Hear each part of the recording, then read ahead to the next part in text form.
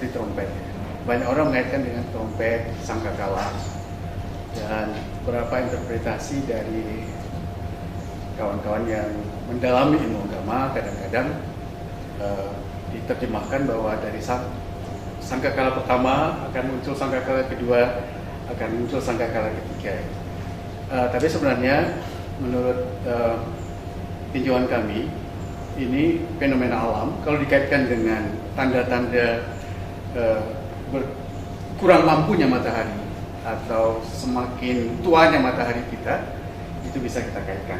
Suatu ketika juga matahari kita itu akan mati. Jadi matahari itu ketika dia dilahirkan, kemudian dia membesar, dia akan mengecil dan mengecil dan mengecil, lama-lama menjadi black hole. Dia pasti mati. Jadi ada siklus hidupnya. Nah, dari sekarang sampai ke sini itu sekitar 5 miliar tahun katanya. Jadi menurut beberapa saintis mengatakan sudah 5 miliar tahun. Jadi setiap waktu matahari itu tidak henti-hentinya melakukan reaksi fusi. Nah, di bidang saya.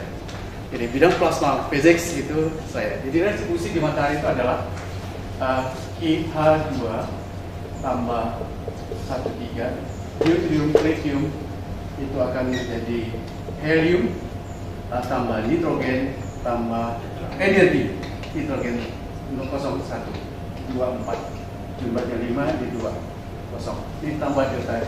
Nah, inilah yang dipancarkan ke alam semesta raya. Nah, persoalannya adalah waktu matahari kita ini memancarkan sinar itu, karena reaksi fusi ada di dalam dengan suhu yang sangat-sangat tinggi, 10 pangkat 8 Kelvin dan 14 kali 10 pangkat 8 Kelvin. Jadi suhunya miliaran, jutaan ya, hampir miliar, jutaan Kelvin, jutaan derajat Celcius di dalam itu.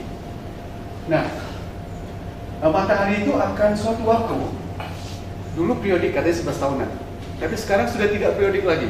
Kami melihat tanggal 2012 melempar sunspot. 2015, 1 Januari 2015 sunspot muncul. Jadi matahari itu mengeluarkan namanya sunspot, jelatan matahari. Jadi, nah, ketika dia sunspot ini lama-lama bisa seperti membelahnya di biologi itu sel, dia akan begini. Kemudian bagian ini akan lepas, dia bergerak ke sana dengan kecepatannya sekitar 300 sampai 1000 km per sekon per detik, cepat sekali gitu. Nah, sunspotnya apa? Sunspot itu terdiri dari plasma.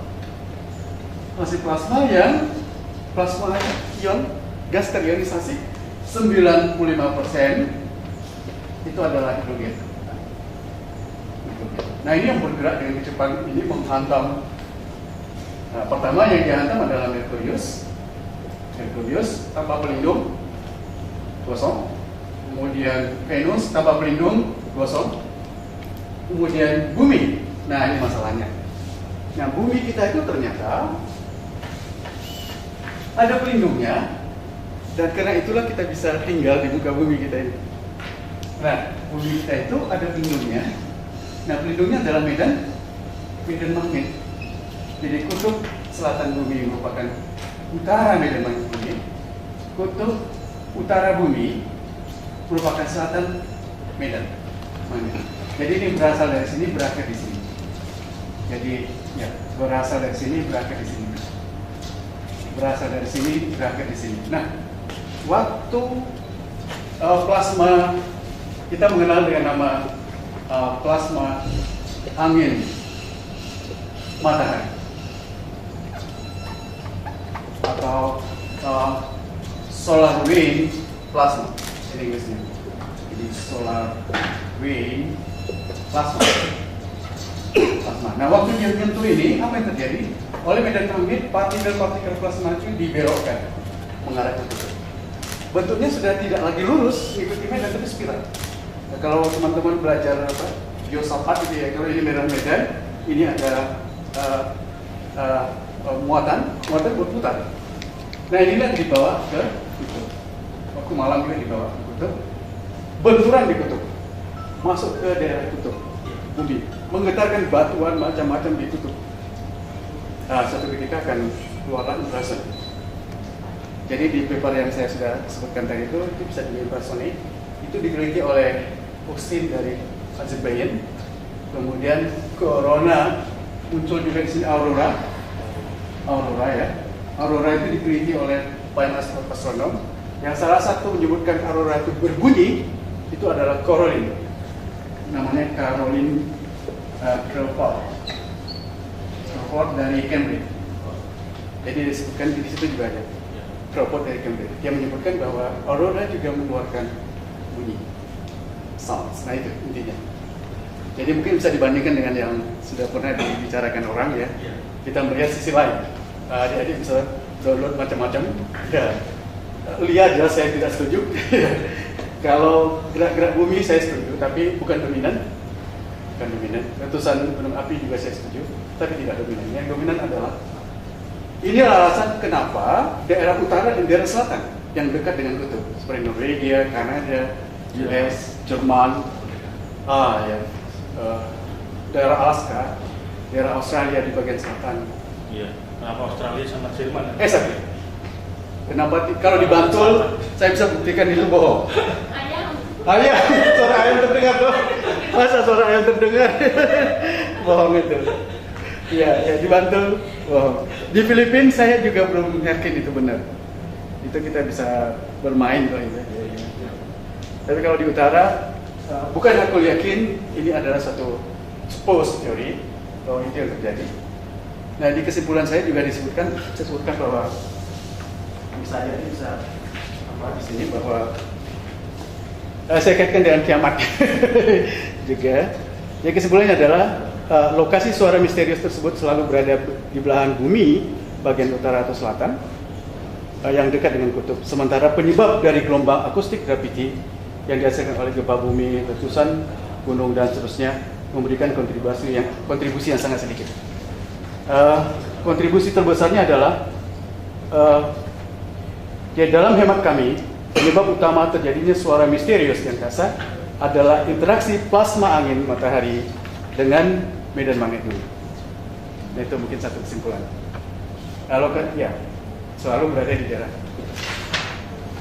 Nah, Rizal mungkin kita bisa tonton kan? Ya, kita mulai dari awal aja ya. Nah, kita ini masih bentuk liquid ya. Fluida, cair, bukan cair kayak air mengalir ya, tapi kayak cair. Nah di dalam matahari itu terjadi reaksi fusi yang saya sudah jelaskan tadi, di mana hidrogen bergabung dengan hidrogen pada suhu yang sangat-sangat tinggi pada kondisi plasma. Nah ini kondisi plasma terjadilah reaksi fusi. Nah ini akan dicontoh oleh manusia di bumi dengan proyek ITER-nya, International Thermonuclear Experimental Reactor.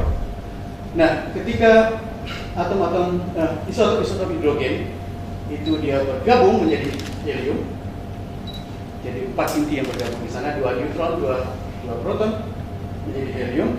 Dia memancarkan energi yang cukup besar. Nah, karena ada aktivitas yang cukup tinggi pada plasma fusi di sana, maka ada medan magnet yang sangat tinggi.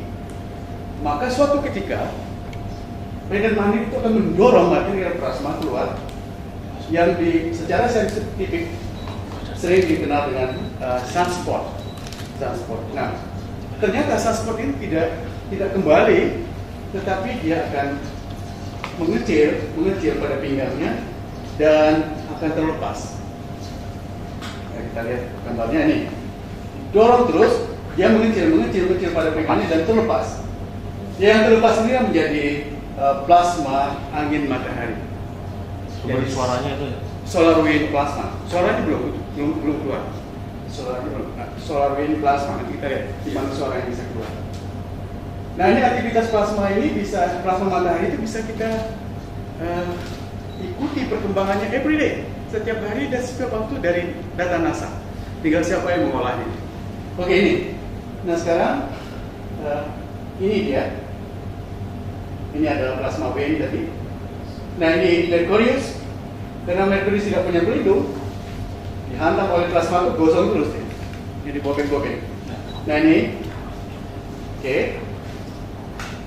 Sekarang dia akan menghantam Venus. Dia akan menghantam Venus, juga tanpa pelindung Venus. Jadi plasma mataharinya, plasma angin mataharinya juga langsung menghantam Venus. Nah, alhamdulillah ketika dia menghantam bumi, apa yang terjadi? Ketika dia menghantam bumi, nah medan magnet bumi lah yang menyelamatkan dia. Ini Indonesia ya. Medan magnet bumi menjadi. Nah, ini medan magnet bumi.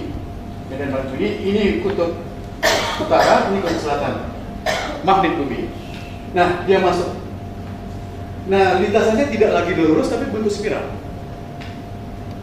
Nah, ini yang di sebelah malam, pada wilayah malam, dia bersatu, kemudian dia kembali kesedot oleh medan magnet bumi. Kesedot oleh medan magnet bumi. Kenapa kesedot? Karena dia bermuatan, partikel bermuatan. Partikel bermuatan. Nah, ini yang muncul aurora. Aurora, di samping aurora tadi juga ada suara. Jadi ketika dia benturan, gas yang berputar, benturan, ada suara. Nah, itu terdengar hanya sedikit karena pada daerah infrasonik. Dan ada peneliti dari Azerbaijan, seorang fisikawan yang sangat terkenal, saya tulis juga di situ bahwa daerah yang bisa didengar itu daerah yang dia sudah teliti di antara 20 sampai 100 Hz.